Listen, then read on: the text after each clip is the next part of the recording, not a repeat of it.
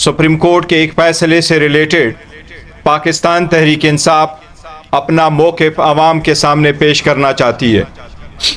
हम समझते हैं सुप्रीम कोर्ट का जो फैसला आया है उससे हमें बड़ी मायूसी हुई है, उससे इंसाफ का कत्ल हुआ है। हमारे 4 सीटें एक स्ट्रोक के साथ किसी और पार्टी को देने की कोशिश की गई है।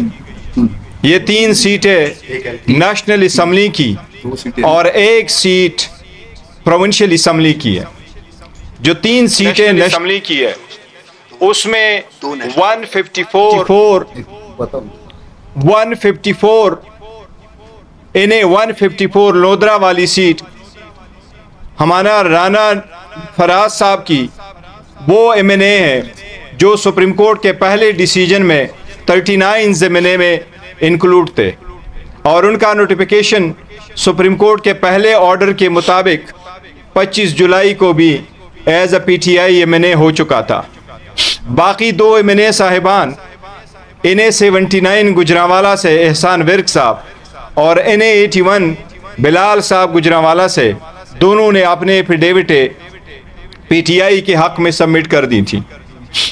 इनकी जो पिटीशंस है सुप्रीम कोर्ट के फैसले पे हम इतना ज़रूर कहना चाहते हैं कि पिटीशनें पेंडिंग थी। हमारे कैंडिडेट हमारे एमएनए साहिबान रेमेडीलेस हो जाएंगे। इस वक्त वो किसी पिटीशन फाइल के मूड नहीं हो सकता, उनके बिहाफ से पिटीशन इलेक्शन ट्राइब्यूनल में नहीं हो सकता। इलेक्शन ट्राइब्यूनल में पिटीशनें पेंडिंग थी। बेहतर होता सुप्रीम कोर्ट डायरेक्ट करती कि वही पिटीशनों पे फैसले होते।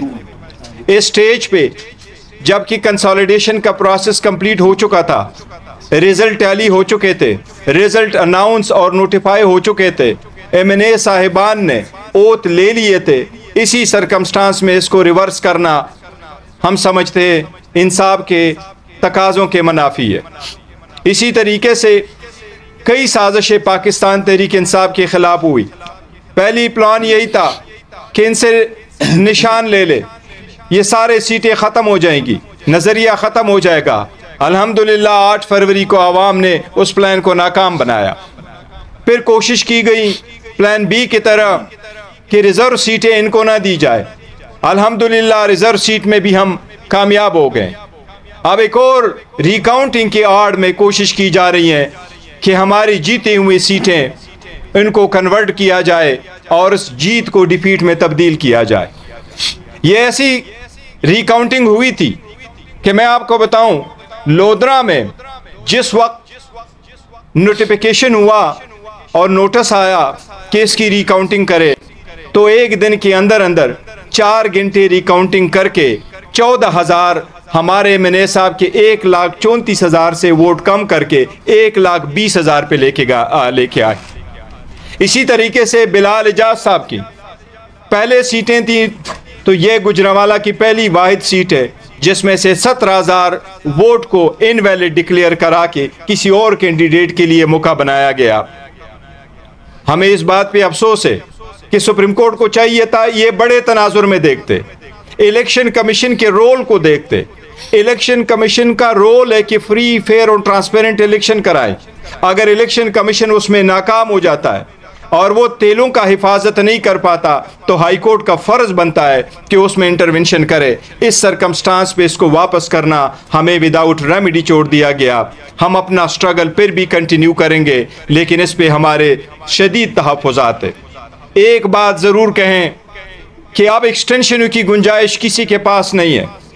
हम हुकूमत से मुतालिबा करते हैं कि चीफ जस्टिस आने वाले की फिलफोर नोटिफिकेशन की जाए। जो लोग अपनी गिरफ्त दूसरों को डिफीट करवा के मजबूत करते हैं और जो लोग एक्सटेंशनों की आड़ में ये सब कुछ करते हैं उनको सबक लेने चाहिए बांग्लादेश से। बांग्लादेश में अवाम ने बोला है खल्क़ खुदा को जब आप रोकेंगे तो खल्क़ खुदा बोल उठती है। इंशाअल्लाह ताला ये मौका है, खल्क़ खुदा बोलेगी इंशाअल्लाह ताला। और जो लोग पीटीआई के खिलाफ कंप्लेन कंस्पिरेसी कर रहे हैं इंशाअल्लाह वो सारे नाकाम होंगे।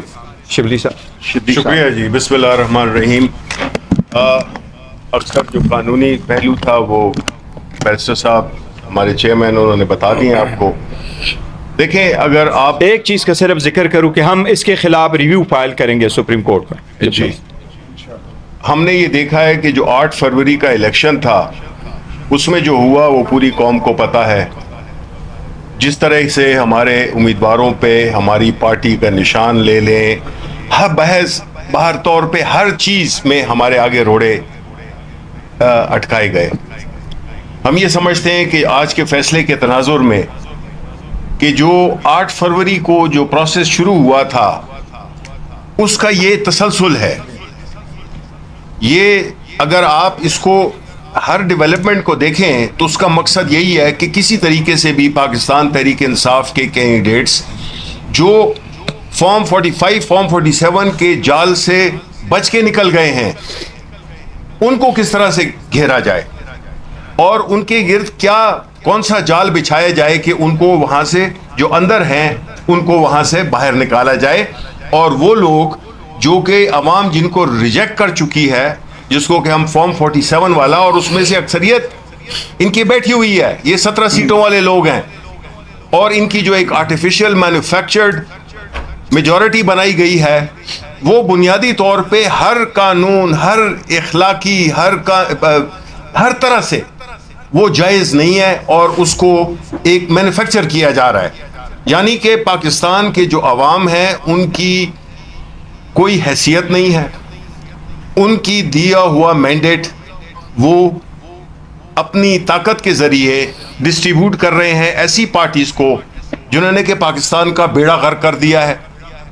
आप देखें कि जब ये इलेक्शन हो गया, इलेक्शन के रिजल्ट्स में ताख़ीर हुई, उसके बाद जो नोटिफिकेशंस हुए उसमें भी बड़ी लहतो लाल से और बड़ी उससे अयारी का मज़ाहरा किया गया। उसके बाद जब ये अनाउंस भी हो गया तो तब भी चैन नहीं आया क्योंकि वो वाला हदफ हासिल नहीं कर सके जो कि हासिल करना चाहते थे।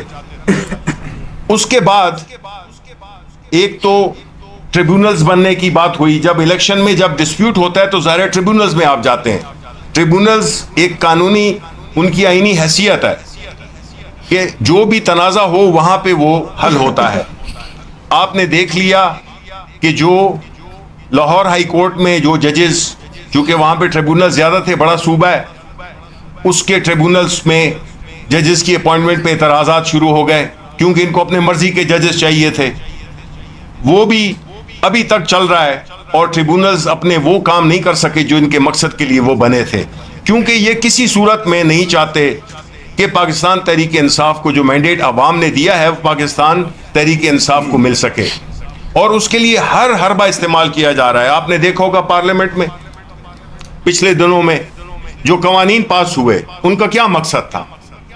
सुप्रीम कोर्ट में जो रिजर्व सीट्स हमारे लिए जो फैसला आ गया था उसको न्यूट्रलाइज करने के लिए पार्लियामेंट को इस्तेमाल किया गया।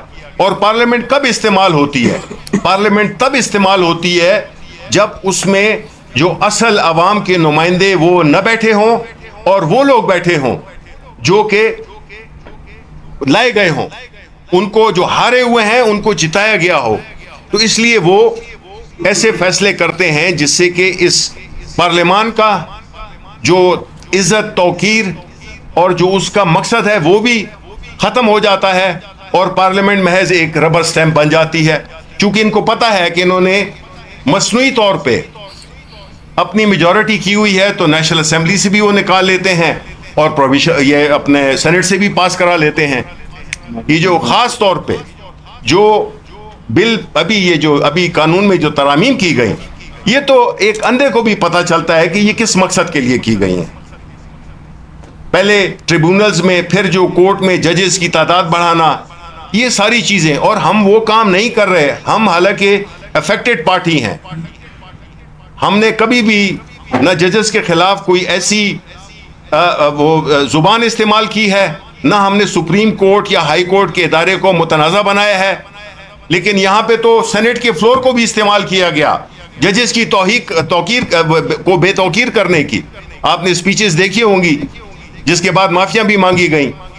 ये वो लोग हैं जो कि लाए इसी मकसद के लिए गए हैं, जिन्होंने बुनियादी तौर पे इस मुल्क में आईन को एक खिलवाड़ बनाना है, कानून को एक घर की लौंडी बनाना है। अब आप देखें जो कमिश्नर थे पिंडी के, उन्होंने क्या कहा था, वो आज किधर हैं?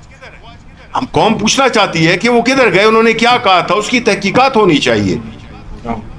हम तो चाहते हैं कि हर चीज कानून और आइन के मुताबिक हो, और अगर आप जमहूरियत है तो उसमें फिर जो वोट अवाम ने दिया है, जिन कैंडिडेट्स को, जिस पार्टी को, जो कि हमारे केस में पाकिस्तान तहरीक इंसाफ को दिया है, इमरान खान को दिया है, उसको आप हर तरीके से आप उसका इहाता कर रहे हैं कि किसी तरह से भी वो न हो। जब ये होगा तो फिर आइन भी बेमानी हो जाएगा, कानून भी बेमानी हो जाएगा। और जब आप रिकाउंटिंग, अब हमारी पार्टी के कम से कम 60 के करीब हमने रिकाउंटिंग की एप्लीकेशंस दी हैं, पिटिशंस दी हैं, उसमें कोई फैसला नहीं हुआ, उस पर कोई कार्रवाई भी नहीं हुई है।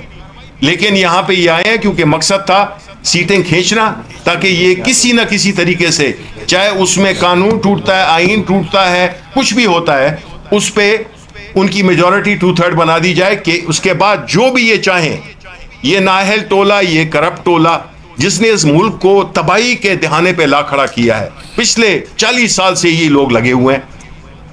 मुल्क किस हालत में है आपको पता है। इनको लोगों की न महंगाई की परवाह है, ना इनको अवाम की सिक्योरिटी की परवाह है।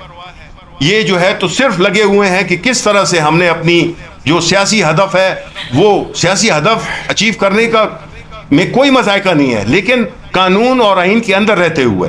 ये नहीं कि उसके लिए नो होल्ड्स बार्ड, कोई भी मतलब है आप चीज करें, वो जायज नहीं है। और जो खतरनाक बात है वो ये है कि इस तरह के इकदामात से आइन हमारा कमजोर से कमजोर तर होता जा रहा है। पार्लियामेंट तो अब बराए नाम रह गई है। ये तो एक ऐसी हालात पैदा कर दिए गए हैं जिसमें कि आम आदमी सोचता है कि इस मुल्क का होगा क्या, जिसमें कि आइन को भी वायलेट किया जा रहा है, उसको इस तरह से उसमें अमेंडमेंट लाई जा रही हैं जो कि बिल्कुल spirit of democracy, spirit of law, ये सब चीजों के खिलाफ जाता है।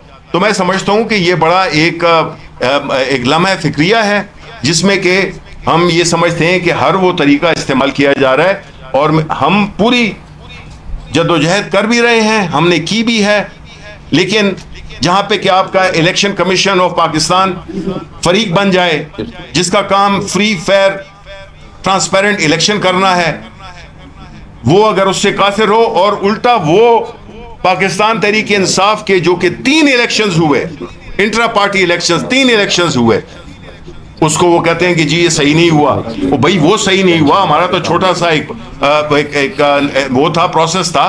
आपने तो अरबों रुपए इस कौम के गरीबों के लगाकर, और आपने जो है तो एक इलेक्शन मुनक्किद किया है, वो भी सुप्रीम कोर्ट के डिसीजन पे, बिकॉज आपका कोई इरादा नहीं था इलेक्शन कराने का। अब जब कराना पड़ा तो उसके बाद जो आपके वो हैं स्टेप्स हैं जो आपने लिए हैं, तो मैं समझता हूं कि इलेक्शन कमीशन ऑफ पाकिस्तान बुरी तरह से नाकाम हुआ है अपनी ये आईनी फर्ज को निभाते हुए। तो हम यही समझते हैं कि हम आवाम के साथ ये शेयर करना चाहते थे कि इस सूरत हाल में हमारे पास सिवाय अपनी सियासी जद्दोजहद के, कानूनी जंग के, हम चूंकि एक सियासी पार्टी हैं और हम अपनी जद्दोजहद कानून के दायरे में, आइन के दायरे में रखना चाहते हैं, इसका मतलब ये नहीं है कि हम बिल्कुल हथियार डाल देंगे। हमारी जद्दोजहद जारी रहेगी और हमारा काम है आवाम को बाखबर रखना कि ये हो रहा है आपके वोटों के साथ, ये हो रहा है आपके मैंडेट के साथ।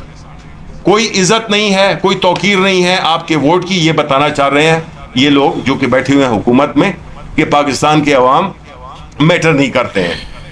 बहुत बहुत शुक्रिया। एक सेकंड बिलाल एक सिर्फ बात ऐड करूंगा कि बाकी तो सब कुछ कहा जा चुका।